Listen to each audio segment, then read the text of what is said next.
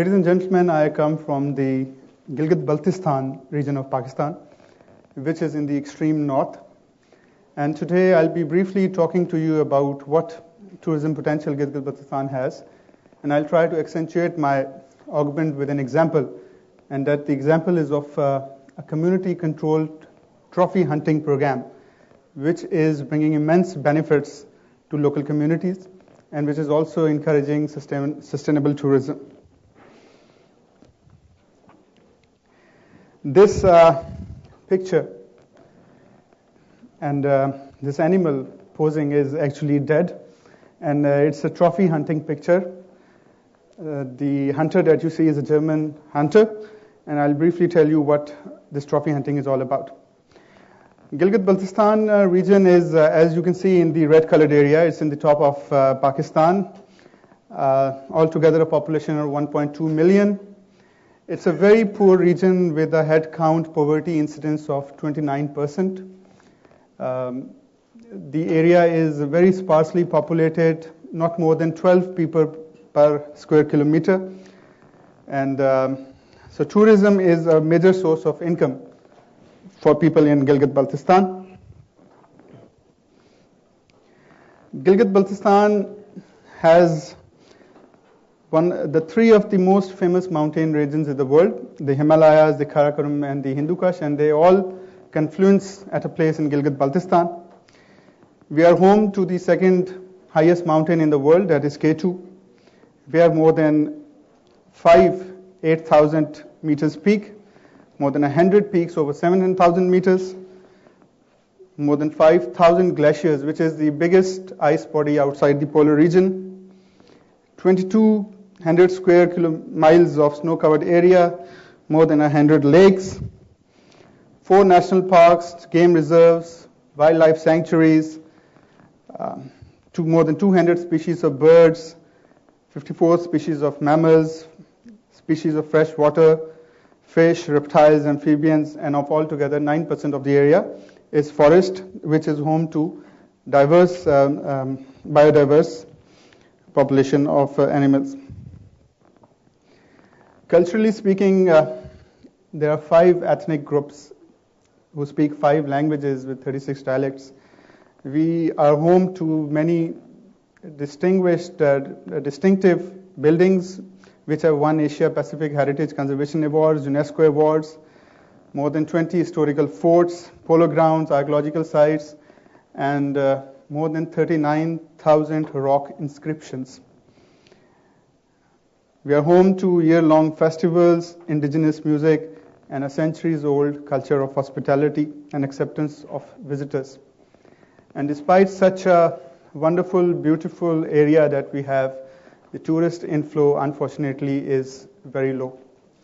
We attract as much as 60,000 tourists every year, out of which around 10,000 are foreigners and 50,000 are domestic tourists. And this is a considerably low number, considering that prior to 2001, we used to attract more than 150,000 tourists every year. And the reasons for such poor inflow is the negative branding of Pakistan, is a difficulty in access, lack of infrastructure, and so many other problems that we have. But despite this low number of tourists, we still have a program which is attracting people to Pakistan and which is helping our communities. And that program is the community-controlled trophy hunting program. Let me tell you, ladies and gentlemen, what trophy hunting is all about. Please do not confuse it with poaching. Trophy hunting is the selective hunting of wild animals. And this selective hunting of wild animals is also a wildlife management tool. That is, you control the population of wildlife which otherwise would exceed and put pressure on the local habitat.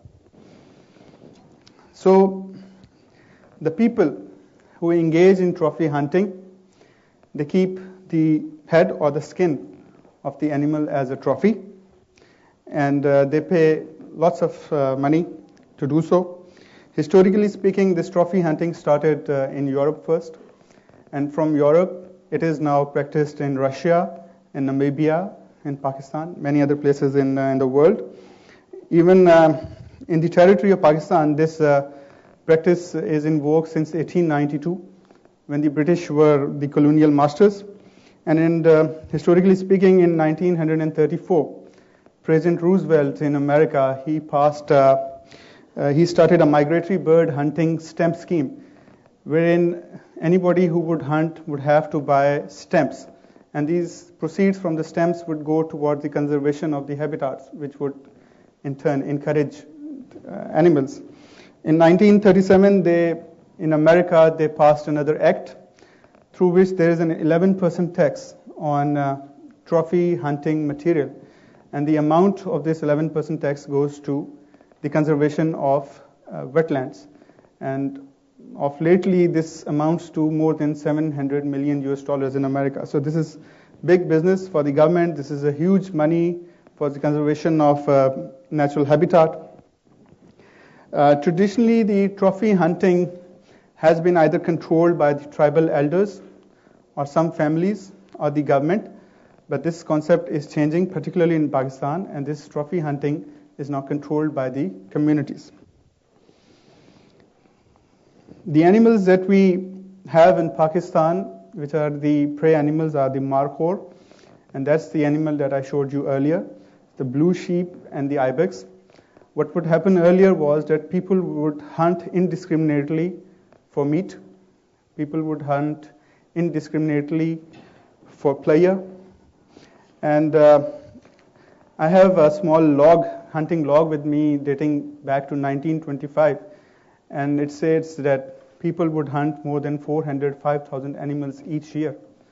So consequently, the population of such animals decreased to such an extent that in 2004, in just one of the national parks, the population of markhor was reduced to just 75. And the earliest data that we had of 1925, the population was more than 3,000 back then. But because of the trophy hunting program, the conservation is back on, and we have at least 1,200 markhor population in this particular national park.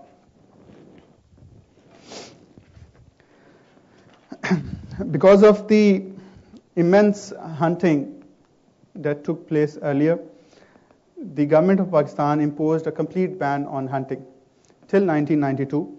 And then the WWF and the IUCN, they came up with this noble idea that the communities should control the trophy hunting instead of the tribal elders, instead of the government, or instead of the selected families.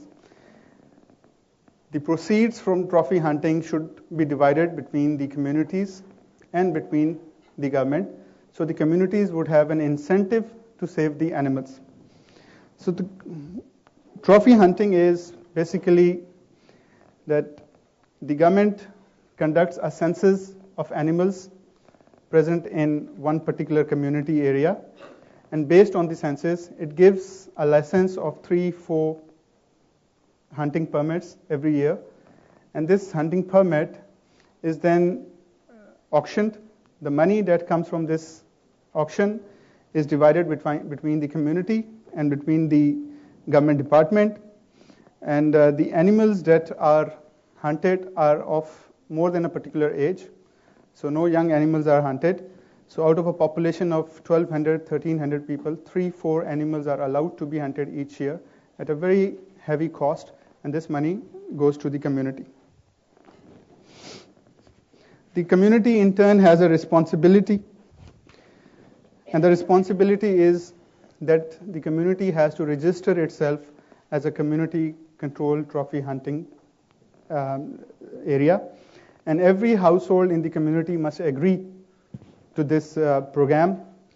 The community then has the responsibility to ensure that no illegal hunting takes place, no illegal grazing takes place, and 30% of the revenue that they get from this program is then earmarked for conservation activities. So the community in turn develops a watch and ward system. It develops a regular wildlife population census. It monitors the grazing of other animals.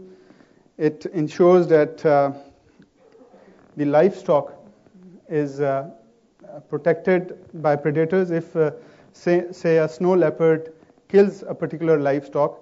So the community then does not allow anybody to kill back the snow leopard.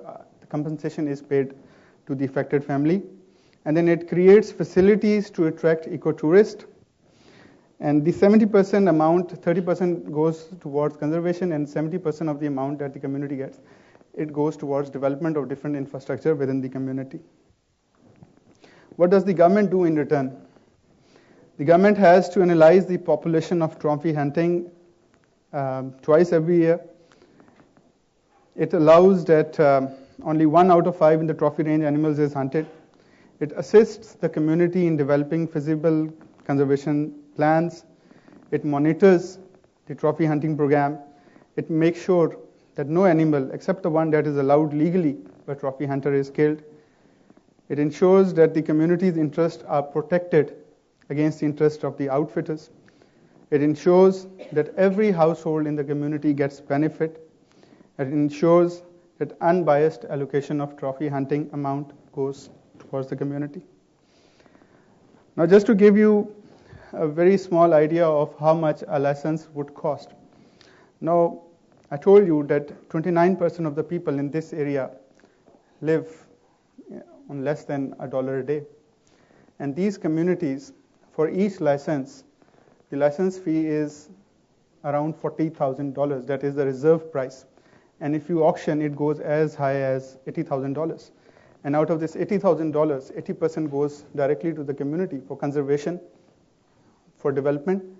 So just imagine the amount of money the community gets and how big the incentive is to ensure that no other animal is killed, how big the incentive is to ensure that the biodiversity is intact.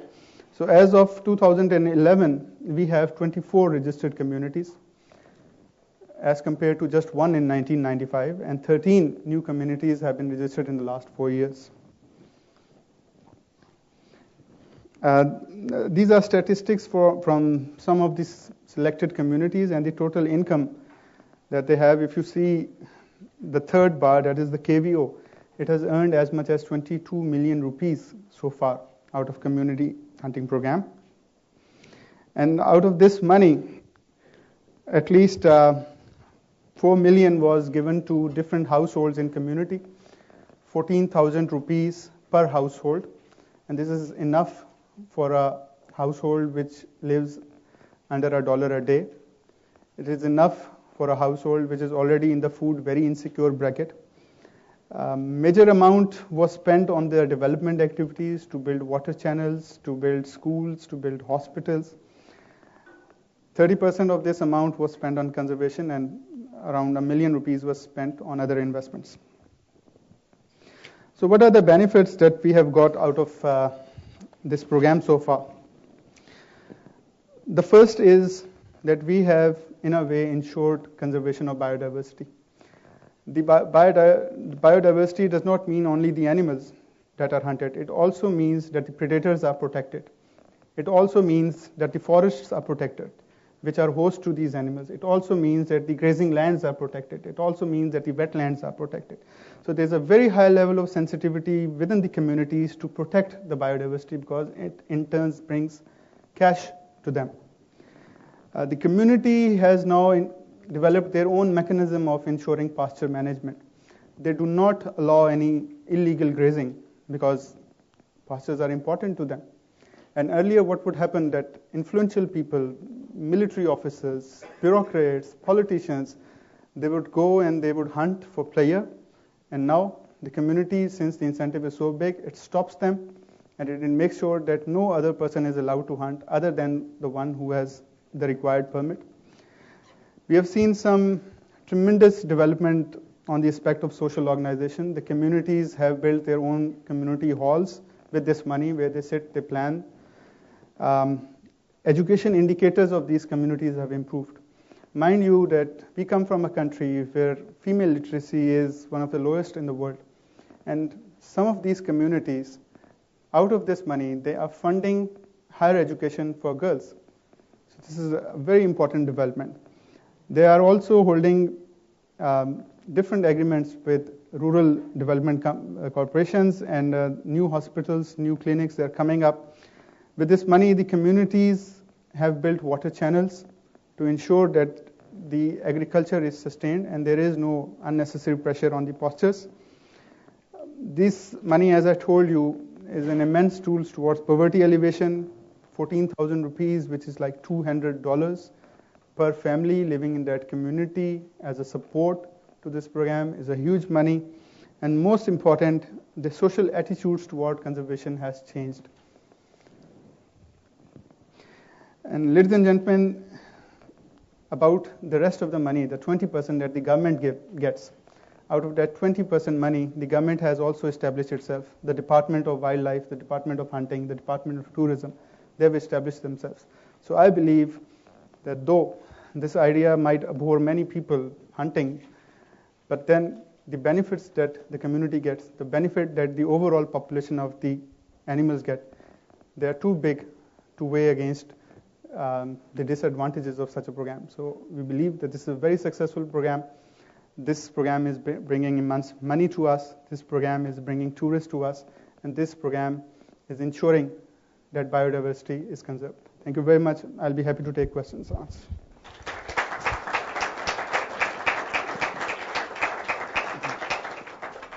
Thank you very much for your presentation.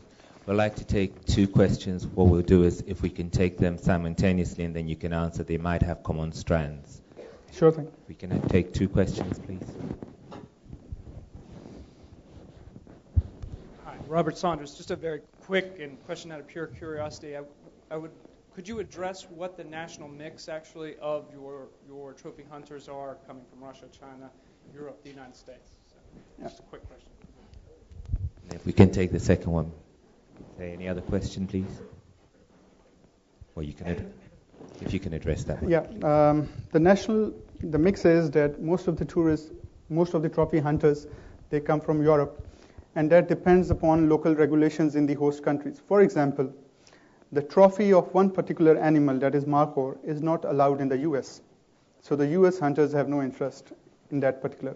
Although the WWF, the IUCN, they maintain a list that is called CITES, and in that list, they specify which animal is endangered and which animal is not endangered, and endangered animals cannot be hunted.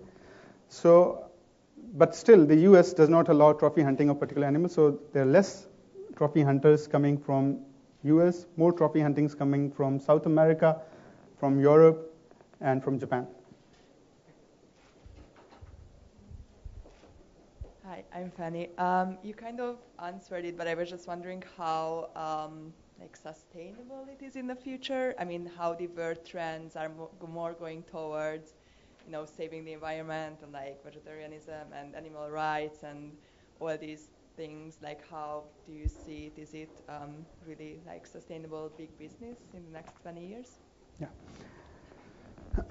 You see, it's as sustainable as it gets, because we do not allow any hunting that is outside the mandate of WWF, which is outside the mandate of IUCN.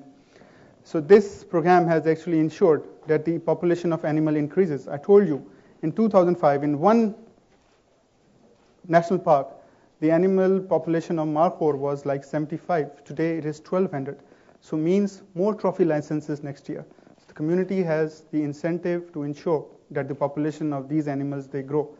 The more they grow, the more licenses they would get. So it's sustainable to us. Thank you very much. Again, if we could kindly give the presenter another round of applause, please. Thank you very much.